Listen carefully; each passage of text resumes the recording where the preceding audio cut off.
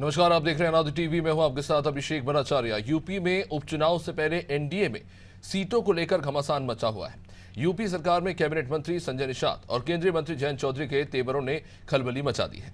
निषाद ने एक तरफ तो उपचुनाव वाली 10 विधानसभा सीटों पर अपने प्रभारियों की नियुक्ति कर दी और दूसरी तरफ भाजपा से चर्चा किए बिना कटहरी और मझवा सीटों पर अपने ही सिंबल पर उपचुनाव लड़ने की घोषणा भी कर दी।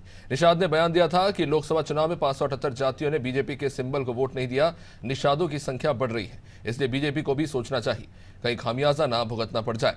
निषाद के 10 सीटों पर प्रभारी नियुक्त करने, उपचुनाव में 2 सीटों से लड़ने की घोषणा करने जैसे कदमों को भाजपा पर एक तरह का राजनीतिक दबाव बनाने की कोशिश के रूप में देखा जा रहा है। आपको बता दें कि 2022 के विधानसभा चुनाव में कटेरी और मझवा सीट पर निषाद पार्टी लड़ी थी।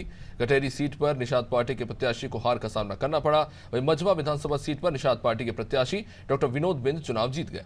2024 के लोकसभा चुनाव में भदोही से वो सांसद चुने गए। ऐसे में अब मझवा सीट खाली हो गई है, लेकिन संजय निषाद मझवा और कटेरी दोनों स्थानों से दावेदारी पेश कर रहे हैं। अब इस बीच भाजपा की राजनीतिक सहयोगी जयंत चौधरी की राष्ट्रीय लोकदल भी मुजफ्फरनगर की मीरापुर सीट पर दावेदारी कर रही है। 2022 के विधानसभा चुनाव में मीरापुर सीट से आरएलडी के चंदन चौहान विधायक चुने गए। 2024 में बिजनौर से सांसद चुने जाने के बाद चंदन चौहान के प्रतिनिधित्व वाली मीरापुर सीट खाली हो गई। आरएलडी ने यहां तैयारी शुरू कर दी है। सीट बंटवारे को लेकर भाजपा ने पत्ते खोले नहीं है। इधर सपा गठबंधन में कांग्रेस ने भी उपचुनाव वाली सभी विधानसभा सीटों पर प्रभारियों की नियुक्ति कर सपा पर दबाव बनाने की कोशिश की है, पर सपा और कांग्रेस में ज्यादा कशमकश की गुंजाइश कम ही दिखती है, क्योंकि दोनों की निगाहें 27 के विधानसभा चुनाव पर है। ऐसे में उपचुनाव से पहले एनडीए गठबंधन की अंदरूनी हलचल चुनावी परिणामों पर क्या असर डालेगी और निषाद और जयंत के तेवर के क्या मायने हैं, आज इसी पर चर्चा करेंगे। उससे पहले प्रतिक्रियाओं पर एक नजर।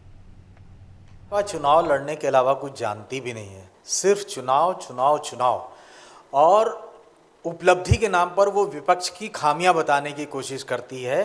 पिछले 10 वर्षों से केंद्र में भाजपा की सरकार है और पिछले 6 वर्षों से उत्तर प्रदेश में भाजपा की सरकार है। डबल इंजन की सरकार की अगर इनकी उपलब्धियां पूछी जाएं तो ये बताने से रहते हैं।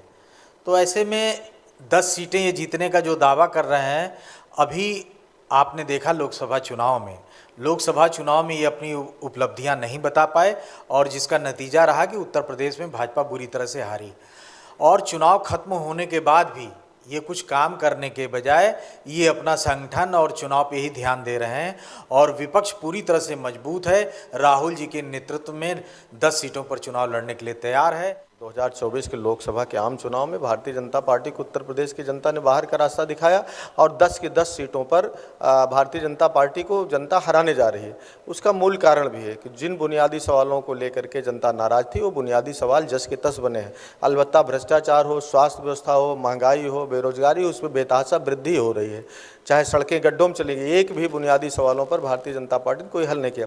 जहां तक सहयोगी दलों का प्रश्न है, भारतीय जनता पार्टी के सहयोगी दल इस बात को जान रहे हैं कि भारतीय जनता पार्टी की नाव डूबने वाली है, तो वो पहले से ही अपना रास्ता खोज रहे हैं। सीटों के नाम पर, इसके नाम पर वो खुद अलग हो रहे हैं। जिस तरह से प्रदेश की जनता ने चाहे ओम प्रकाश राजभर जी के बेटे को, चाहे संजय निषाद जी के बेटे को किस तरह से हराने का काम किया।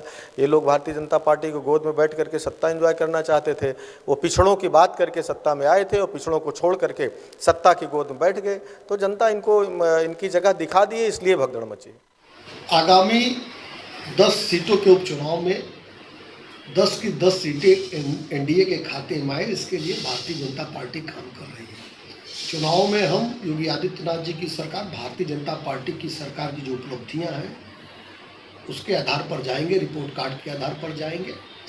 तो मुख्य लक्ष्य है 10 की 10 सीटें जीतना। एनडीए इंटैक्ट है। एनडीए के सभी घटक दल मिलकर इस जीत को सुनिश्चित करने के लिए लगातार लगे हुए हैं। चलिए, तो उत्तर प्रदेश में उपचुनाव है, एनडीए वर्सेस इंडिया गठबंधन, जिसको लेकर कहीं ना कहीं खींचतान देखने को मिल रही है दोनों ही तरफ से। खैर, दिलचस्प यह है कि किसके हिस्से में कितनी सीटें आती हैं, लेकिन अभी सवाल यही है कि इस वक्त एनडीए में क्या स्थिति चल रही है। आज इसी पे चर्चा करेंगे। केसी जैन हमारे साथ बीजेपी से जुड़ रहे हैं, वाचस्पति द्विवेदी कांग्रेस से, अशोक तिवारी समाजवादी पार्टी से और रोशन जमीर राजनीतिक विश्लेषक हमारे साथ जुड़ रहे हैं। आप सभी का बहुत बहुत स्वागत है। केसी जी, जाहिर तौर पर जब आप ये कहते हैं कि आप 10 की 10 सीटें जीतेंगे, तो कहीं ना कहीं कह सकते हैं कि बहुत ही महत्वाकांक्षी लक्ष्य जरूर है, लेकिन वही सवाल वही है कि जनता को भी खुश रखना है ताकि जीत सके, सहयोगी दलों को भी खुश रखना है ताकि उनका साथ मिल सके। तो एक कशमकश की स्थिति है बीजेपी में इस वक्त, जो सवाल उठ रहा है। देखिए अभिषेक जी, कस की स्थिति उन लोगों के लिए है जो प्रदेश में अलग चुनाव लड़ते हैं और लोकसभा का चुनाव अलग है। जब लोकसभा की बात आती है तब कहते नहीं हम सब एक हो जाएंगे, और जब विधानसभा की बात आती है तो कहते नहीं हम तो अलग अलग लड़ेंगे। अभी आप देखिए कि जिस प्रकार से कांग्रेस से समाजवादी पार्टी सीटें मांग रही थी, वो चाहे हरियाणा का चुनाव हो, चाहे जम्मू कश्मीर का हो या अन्य जगह का, आप देखिए बिल्कुल सिरे से खारिज कर दिया। समाजवादी पार्टी को एक भी सीट हरियाणा में गठबंधन के द्वारा नहीं मिल रही, जबकि उत्तर प्रदेश में समाजवादी पार्टी ने कांग्रेस को बढ़ चढ़ करके सीटें दी। उसके बाद में भी कांग्रेस उनको सीटें कहीं पर नहीं दे रही, कहीं पे भी घास नहीं डाल रही कांग्रेस। तो समस्या उन लोगों के लिए। रही बात यह कि संजय निषाद जी आज हमारे साथ में है या राजभर जी हमारे साथ में है, तो या फिर आपने अभी कहा जिस प्रकार से जयंत चौधरी जी का नाम किया, बिल्कुल जयंत चौधरी जी जिस प्रकार से समाजवादी पार्टी के साथ में थे विधानसभा में, लेकिन उनको जो सम्मान मिलना चाहिए ना तो वो सम्मान मिला और ना तो पार्टी ने उनको वो तवज्जो दी जिस प्रकार से समाजवादी पार्टी को आगे बढ़ाने का उन्होंने काम किया। लंबे समय तक समाजवादी पार्टी का साथ देते रहे, लेकिन आज किसके साथ में? आज वो हमारे साथ में जयंत चौधरी जी। और दूसरी बात है, सिर्फ साथ में नहीं है, अभी आपने स्वयं बताया कि आप देखिए कि लोकसभा की सीट भी हमने उनको दी, संजय निषाद की पार्टी की भी लोकसभा की सीट हमने दी। नहीं, लेकिन पश्चिम यूपी के आपने वो 2 सीटें दी जो मुस्लिम बहुल सीटें थी, जहां पर आप जानते थे कि आसानी से दाल गलेगी नहीं, और कहीं ना कहीं जयंत चौधरी जी ये बात जानते थे कि यहाँ लाभ मिल सकता है। नहीं, देखिए बात ये नहीं होती है कि कहाँ पे किस समाज का वोट जाता है। उससे ज्यादा महत्वपूर्ण चीज ये है कि जब वो दूसरे दल में थे तब उनको क्या मिल रहा था। तब भी जो वोट का प्रतिशत है, जो वोटर है, आपने कहा भाई मुस्लिम समाज वहां ज्यादा था, तब भी ज्यादा था, अब भी वो स्थिति है, लेकिन तब उनको क्या मिल रहा था दूसरी पार्टी में? भारतीय जनता पार्टी में आने के बाद में उनको पूरा मान सम्मान मिला। पर केसी जी, आप बीजेपी में लगातार ये आरोप रखता है कि सहयोगी दलों को उनका उतना हिस्सा नहीं मिलता। शायद कहीं ना कहीं ये रीजन है कि संजय निषाद भी असुरक्षित महसूस कर रहे हैं, इसलिए कटेरी और मचबा की सीट मांग रहे हैं, और उनका आधार भी वही है, वो जाति की ही बात कर रहे हैं। नहीं, आप ये देखिए, राजभर जी को लोग क्या कह रहे थे? राजभर जी को कह रहे थे नहीं इनको मंत्री नहीं बनाया जाएगा, ये तो केवल अपने विधायक लेकर के चले गए हैं। और उस समय पर जबकि फुल फ्लैश गवर्नमेंट हमारी थी, उसके बाद में भी चुनाव होने के बाद जो है राजभर जी हमारे साथ में आए, लेकिन उसके बाद भी हमने मंत्री बनाया, जबकि हमको अतिरिक्त विधायकों की आवश्यकता नहीं थी। राजभर जी की तो ये स्थिति कि योगी आदित्यनाथ जी जब भी दिल्ली के लिए जाते थे ऐसा लगता था मंत्रिमंडल विस्तार होने वाला है। हम परेशान रहते थे कि कब मंत्रिमंडल विस्तार होगा। अभिषेक जी, कुल मिला करके हमारे पास जो संख्या बल की आवश्यकता थी, पूर्ण संख्या बल हमारे पास में, पूर्ण बहुमत की सरकार, उसके बाद में भी अगर संजय निषाद जी हमारे साथ में आए, हमारे साथ में राजभर जी अगर हमारे साथ में आए, राजभर जी को पूरा सम्मान मिला, उनको मंत्री बनाया गया। तो ये कह देना कि वहां पर सीट की ऐसी स्थिति इसलिए आपने सीट दी, ऐसा नहीं। देखिए, हमारे साथ जो भी घटक दल आता है हम उसको पूरा सम्मान करते हैं, और ये नहीं कहते कि बहुत छोटा दल है जाने से क्या फर्क पड़ता है। हाँ, क्योंकि समाजवादी पार्टी की सरकार नहीं थी, समाजवादी पार्टी के साथ वो चुनाव लड़े थे, और उसके बाद में अगर वो दल छोड़ करके आते तो समाजवादी पार्टी ये कह सकती थी कि हमें आवश्यकता नहीं है, लेकिन हमें आवश्यकता न होने के बाद में भी हमने उनको मंत्री तक बनाया, क्यों? साथ में लेने की बात तो छोड़िए। तो भारतीय जनता पार्टी सबको सम्मान देती है। और यहाँ पर एक चीज और भी है अभिषेक जी, कि जो भी हमारे साथ में है कोई शर्तों के आधार पर नहीं आया। भारतीय जनता पार्टी का काम देख करके, भारतीय जनता पार्टी का राष्ट्रवाद देख करके, भारतीय जनता पार्टी के साथ जिस प्रकार से जनता लगातार है, जिस प्रकार से फुल फ्लैश गवर्नमेंट बुलडोजर की आलोचना करने के बाद, इनकाउंटर की आलोचना करने के बाद, तमाम सारी योगी जी की आलोचना करने के बाद फुल फ्लैश गवर्नमेंट 2022 में फिर जनता बना करके देती है। ये सारी चीजें देख करके लोग हमारे साथ में केसी जी, मुझे तो ऐसा कोई राजनीतिक दल दिखा नहीं जो अपने पार्टी के हितों से पहले अपने सहयोगी दल के पार्टी के हितों को रखे। खैर, आप लोग बहुत ज्यादा एक्सपर्ट हैं इन मामलों में, आप लोग और ज्यादा अच्छा जानते हैं इसे। सबका पूरा सम्मान है, कोई मतभेद नहीं है।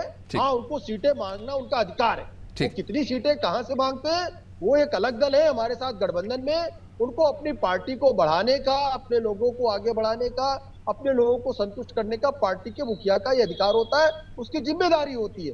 तो मांग करेंगे, लेकिन बैठ करके जो चीजें तय होंगी उसके बाद में ये नहीं दिखाई देगा कि लोकसभा में अलग लड़ रहे हैं, विधानसभा में अलग लड़ रहे हैं। ठीक है, वाचस्पति जी, आपने सुना जो उन्होंने कहा कि एक तरफ आप लोग सवाल उठा रहे हैं कि बीजेपी में खींचतान मची हुई है, चाहे वो निषाद हो, चाहे वो जयंत चौधरी हो या फिर अनुप्रिया हो, आप सबको लेकर नाम उठा रहे हैं। लेकिन सवाल केसी जी ने वही उठाया आप पे कि अगर सीट शेयरिंग की बात आती है तो आप समाजवादी पार्टी को ना मध्य प्रदेश में कुछ उनके हिस्से आता है, ना हरियाणा में उनके हिस्से कुछ आता है। आप बीजेपी पे सवाल उठा रहे हैं, पर कांग्रेस भी तो यही कर रही है राष्ट्रीय स्तर पे। कहावत ऐसी उन्हें मिला भी उसी से है जिनसे इनको मोहब्बत है। हमेशा इनका आप पिछले 30 साल का अगर उठा के देख लें, चाहे आप महाराष्ट्र से उठाएं, इन्होंने शिवसेना को खा लिया, चाहे आप पंजाब को उठा के देख लीजिए, इन्होंने अकाली दल को खा लिया। यहाँ पर जो राज्य में जाते हैं उस दल को ये खा लेते हैं। आप चाहे उड़ीसा का देख लीजिए, वहां पर उन्होंने उनके साथ गठबंधन किया और गठबंधन करके उस पार्टी को खा गए। हमेशा ये छोटे भाई के तरीके से वहां पर पहले छोटे भाई बनते हैं और जो क्षेत्रीय दल होते हैं उसको बड़े भाई बनाते हैं। बाद में स्थिति ये होती है कि ये देते हैं। मैंने सारे आपको उदाहरण दे दिए और अन्य राज्यों को भी दिए जा सकते हैं। मैं बात अभी फिलहाल पूरे क्या हुआ है देखिए,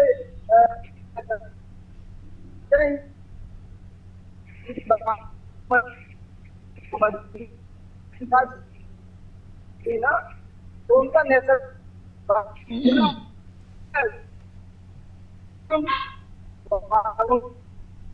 उनकी जीती हुई सीट थी, उसका पेमेंट बनता है क्यों नहीं पड़ेगा। इसी तरीके से लोकल की मीरापुर सीट चंदन चौहान साहब ने जीती, अब वो लोकसभा में चले गए हैं, उनका प्लेन तो बनता ही बनता है।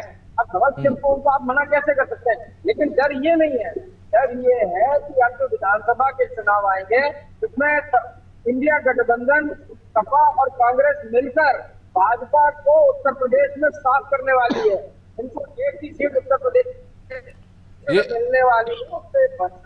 लेकिन ये गठबंधन का फॉर्मूला क्या है? क्या अखिलेश यादव जी को उत्तर प्रदेश में फ्री हैंड दे दिया गया है कांग्रेस के द्वारा कि यूपी में आप चलाइए, बाकी राज्यों में हम देख लेंगे? देखिए, वो तो जाहिर सी बात है, बड़े भाई छोटे भाई का है। हम पूरे देश में बड़े भाई के तरीके से हैं और वो हमारे छोटे भाई पूरे देश में हमारे साथ अखिलेश जी छोटे भाई के तरीके से। जैसे यूपी में तो अखिलेश जी बड़े भाई हैं, बड़े भाई हैं।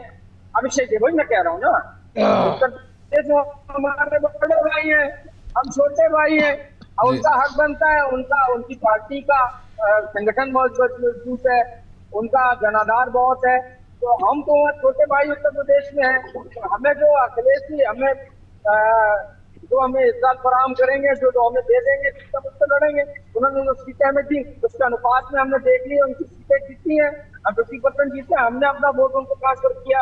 आपको अच्छी तरीके से मालूम है कि पूरा मुस्लिम जो वोट था जी, दोनों दलों ने आपस में मिलकर इंडिया गठबंधन में इसका एक दूसरे को तो अगर 10 में से एक भी सीट नहीं मिलती है तो कांग्रेस को कोई शिकायत नहीं है? नहीं, हमें क्यों नहीं मिलेगी? हम कचहरी की बात कर रहे हैं, हम इसके अलावा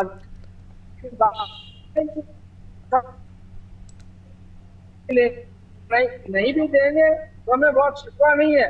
हमने 10 सीटों पर अपना प्रभारी बना दिए हैं। वहां पर चाहे सपा को टिकट मिले चाहे कांग्रेस को टिकट मिले, हमारा पूरा संगठन जिस स्थिति में है पूरा का पूरा सपा को वोट ट्रांसफर कराने की कोशिश करेगा, पूरे जान से सपा को जिताने की कोशिश करेगा और पूरी तौर पर कोशिश करेगा कि भाजपा को एक भी सीट ना आने पाए, जिससे कि बाबा साहब से हमें निजात मिले और हमें बुलडोजर से निजात तो सुप्रीम कोर्ट ने दिलाई दी है। इनका जो भ्रष्टाचार उत्तर प्रदेश में अनाचार, व्याभिचार और बलात्कार आपके जो सहयोगी हैं बाबा के राज में चल रहा है, जिस तरीके से फर्जी एनकाउंटर हो रहे हैं कम से कम होगा। और जातिगत ठीक है, समय सीमित है तो अशोक तिवारी जी आपके पास आना चाहूंगा। ठीक है अशोक जी, आपके सहयोगी ने स्पष्ट तो कर ही दिया है कि अब जो ऊपर से फैसला होगा, खैर वो समझ में आ रहा है, अभी सीटों को लेकर काफी ज्यादा चर्चाएं होना बाकी है, लेकिन नहीं ठीक है। अशोक जी से मेरा सवाल था, अशोक जी, जब बात होती है सीट शेयरिंग को लेकर बीजेपी पर बड़ी आसानी से आरोप लगा दिया जाता है कि वो जो है सीट बंटवारे की जब भी बात आती है तो वहां पर सबसे पहले खुद को रखती है, उसके बाद सहयोगी दलों को। है ना। लेकिन अगर बात करें समाजवादी पार्टी की, तो इस वक्त क्या स्थिति है, क्योंकि सवाल यही उठ रहा है कि मध्य प्रदेश में ऐसी स्थिति बनी जहां पर एक सीट मिली, उस पर भी जिस तरह से चुनाव हुआ हमने देखा कि आपको सिंबल अलग लेना पड़ा, इस तरह के हालात बने। हरियाणा में एक भी सीट नहीं मिली है। तो गठबंधन क्या सिर्फ उत्तर प्रदेश तक सीमित है? क्या किस तरह केमिस्ट्री को आप बीजेपी पे सवाल उठा रहे हैं, तो सवाल आप ही भी उठेगा कि इंडिया गठबंधन में क्या चल रहा है? जी, इसका एक लाइन में जवाब देता हूं इंडिया गठबंधन में, और बाकी अपनी बात भी मैं चैनल पर रखना चाहूंगा, और एक लाइन में आपकी बात का जवाब जी। अभी कांग्रेस के प्रवक्ता जी ने, आदरणीय प्रवक्ता जी ने स्पष्ट कर दिया है, अब कोई सवाल बचा ही नहीं है आपके पास पूछने का। उन्होंने स्पष्ट कह दिया है कि जैसा समाजवादी पार्टी चाहेगी वैसा हम सहयोग करने के लिए तैयार है। सारी बात खत्म हो जाती है। अब माननीय अखिलेश यादव जी अधिकृत हैं उत्तर प्रदेश में, जो निर्णय करेंगे सबको सर्वमान्य होगा। और पूछिएगा प्रमुख जी। एक और सवाल वही है कि क्या समाजवादी पार्टी को ये लगता है कि बीजेपी इस वक्त एक दबाव की स्थिति से गुजर रही है? क्योंकि जैसा कि केसी जी ने कहा कि जयंत चौधरी हो चाहे ओम प्रकाश राजभर हो, हर कोई अपना हक चाहता है, और कहीं ना कहीं ये आरोप बीजेपी आप पर लगा रही है कि आप समाजवादी पार्टी ने वो हक नहीं दिया, इसलिए सहयोगी दल आपको छोड़ के चले गए। लेकिन बीजेपी जो है सभी को सम्मान देती है, जहां जरूरत जीत की नहीं भी है, जीतने के बावजूद भी जो है उन्हें मंत्री पद दिया जाता है। उत्तर प्रदेश की जनता आजकल फिल्म कम देखती है और ये राजनीतिक ड्रामा बहुत देखती है और लगातार देख रही है। उत्तर प्रदेश की जनता बहुत जागरूक हो गई, धीरे धीरे बहुत ही सध गई है। उसने देखा कि किस तरह से राजभर गए, दारा सिंह गए, जो भी लोग गए समाजवादी पार्टी के साथ से अलग हटे, वो किन स्वार्थों के तहत हटे, उनका क्या निजी स्वार्थ था। और इस पर कुछ बोलने की जरूरत हमको नहीं है, अधिक कुछ बोलने की जरूरत नहीं है। हस्र क्या हुआ, जनता ने नकार दिया। घोसी का उपचुनाव आप ताजा उदाहरण है इस चीज का। सवाल इस बात का है, जनता नकारती ही रहती है और जनता ने 24 में नकारा है भाजपा को, पूरी तरह से नकारा है। मौर्य जी किस स्वार्थ से गए थे समाजवादी पार्टी में? जैन साहब मैं फर्स्ट राउंड में बोल रहा हूँ। जैन साहब स्वार्थ से आपने लिया था पार्टी में? जैन साहब मैं फर्स्ट राउंड में बोल रहा हूँ। पार्टी में थे क्या? पहले राउंड में इंटरप्ट न करिए। केसी जी आपके पास आऊंगा मैं। अशोक जी आप बोलिए। मैं चुप हो जाऊंगा। केसी जी आप बोलिएगा। अशोक जी आपको पर्याप्त समय दिया, प्लीज समय बहुत सीमित है। अशोक जी आप बोलिए।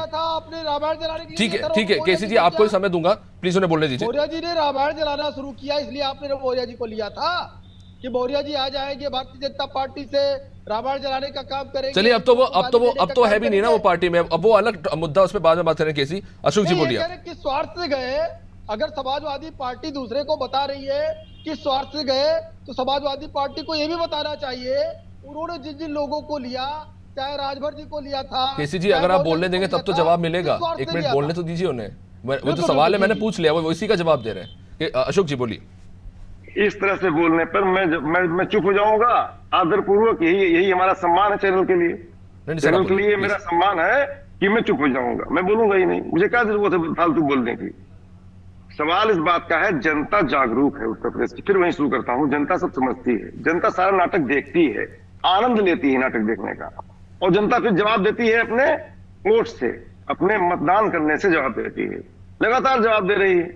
24 में जो चुनाव हुआ उसमें जनता ने इस तरह जवाब बढ़ चढ़ के हिस्सा लिया है। अब मैं कहूंगा कि पिछड़ा दलित ने तो दिया ही दिया, अल्पसंख्यक ने दिया ही दिया, अगड़ों ने बहुत मतदान किया हमारे पक्ष में, और तब जाकर के आधी आबादी ने मतदान किया, तब जाकर के इतनी सीटें हमारी आई हैं। और इस तरह से अंतर घटा है राजनाथ सिंह का और मोदी जी का। इस तरह से कम वोटों से हम हारे हैं जहां हारे हैं। पूरे प्रदेश का हम धन्यवाद देते हैं, साधुवाद करते हैं पूरे प्रदेश को। पूरा प्रदेश हमारे साथ खड़ा है। आज इस हालत को देखते हुए योगी जी के मन मस्तिष्क पर गहरा आघात पहुंचा है। योगी जी परेशानी में है, इसमें बहुत विचलन की अवस्था में है। तरह तरह के बिल लाते हैं फिर वापस ले लेते हैं, तरह तरह के बयान दे देते हैं, उस पर भी कोई असर नहीं पड़ता है। और यहां तक कि उनके सहयोगी दल भी आंखें दिखा रहे हैं, यहां तक कि अधिकारी भी उनकी नहीं सुन रहे हैं, यहां तक कि रेप की बाढ़ आ गई है। ऐसा कुशासन है उनका। सवाल अयोध्या का रेप हो चाहे कन्नौज का रेप हो, मैं पहले बोल देता हूं, शासन तो योगी जी का है, शासन तो योगी जी का है, भाजपा का है। क्यों कंट्रोल नहीं कर पा रहे हैं अपराधियों पर? अपराधी कहीं से भी आते हैं। इससे क्या मतलब है? ये कहने का क्या मतलब होगा?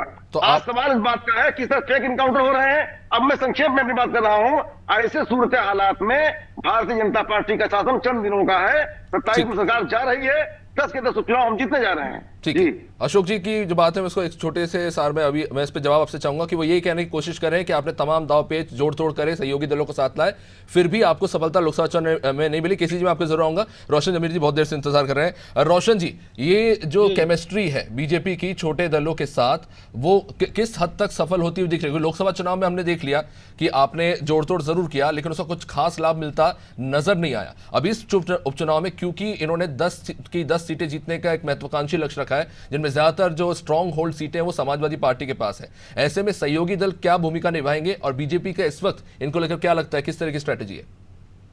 जी अभिषेक जी, सबसे पहले तो अनादि टीवी के तमाम व्यूअर्स को और तमाम हमारे वरिष्ठ विद्वान साथी बैठे हुए हैं सबको मेरा नमन। देखिए बड़ा इस विषय पर 3 बातें बहुत महत्वपूर्ण हैं। ये जो उपचुनाव होने वाले हैं इसको लेकर एनडीए गठबंधन और इंडिया गठबंधन दोनों के जो सहयोगी दल हैं आपस में कहीं ना कहीं खींचतान के शिकार तो हैं, ये बिल्कुल है। अब ये है कि इंडिया वालों से पूछा जाए तो अपनी खींचतान की बात नहीं स्वीकारेंगे, वो डालेंगे एनडीए में और एनडीए के साथी जो होंगे वो बताएंगे कि नहीं सारी टूट फूट जो है उधर खींचतान चल रही, हमारे यहाँ सब कुछ सामान्य है, लेकिन सामान्य नहीं है। एक दूसरी चीज जो सबसे बड़ी ये लोकसभा के इलेक्शंस का जो जनता ने संज्ञान लिया, एक बड़ी विचित्र बात है कि धर्म के नाम पर जो विभाजन होता रहा उसकी वो दीवार दरकी है और जातिगत समीकरण ज्यादा हावी होते जा रहे हैं। इस बात से भारतीय जनता पार्टी के लिए थोड़ा सा चिंता का विषय होता जा रहा है।